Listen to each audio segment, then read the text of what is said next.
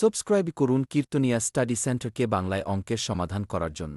যখন 10, 23, 15 এবং 33-এর প্রতিটির সঙ্গে x যোগ করা হয় তখন ক্রম অনুসারে প্রাপ্ত যোগফলগুলি সমানুপাতিক হয়। তাহলে x + 5 এর মান কত? অর্থাৎ বলেছে যখন সমানুপাতিক করে, অর্থাৎ 10 + x বাই 23 + x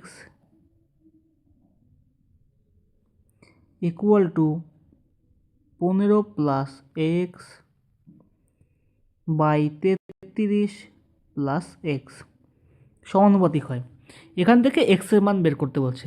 তো আমরা দেখো এখানে কিন্তু এইভাবে যদি আমরা পাতিয়ে গুণ যোগ ভাগ বিয়োগ করি তাহলে কিন্তু আমাদের পরীক্ষার সময় অনেক টাইম লেগে যাবে।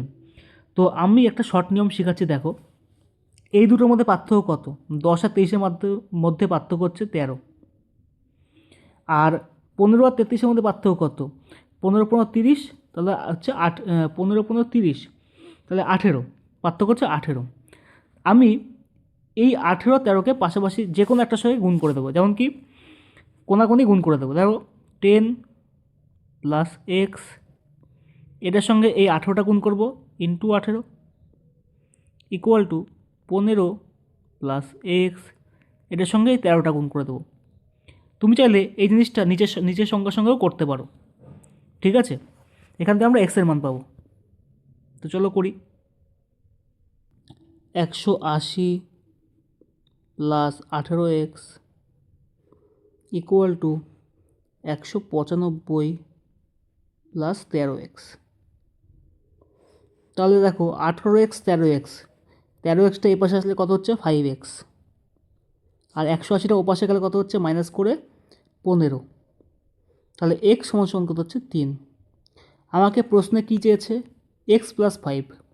তাহলে x + 5 কত হবে? 3 + 5 = 8। তাহলে আমাদের অ্যান্সার হবে কত? Option A. আমাদের অ্যান্সার হবে অপশন এ 8। এটা হচ্ছে আমাদের অ্যান্সার। সব থেকে সোজা প্রসেস হচ্ছে এটা। তোমাকে পুরোটা করতে হবে না, তোমাকে জাস্ট হয় এটার সঙ্গে এই প্রথম পার্টটার সঙ্গে অথবা নিচের পার্টটার সঙ্গে এদের ডিফারেন্সগুলোকে কোনাকুনি গুণ করে দিতে হবে, আর মাঝখানে সমান করতে হবে। তবেই এক্সের মান বেরিয়ে যাবে। তারপর যা বলবে প্রশ্ন সেই হিসাবে তোমাকে অ্যান্সারটা করতে হবে। বোঝা গেল কি? নাহলে আরেকবার দেখে নাও।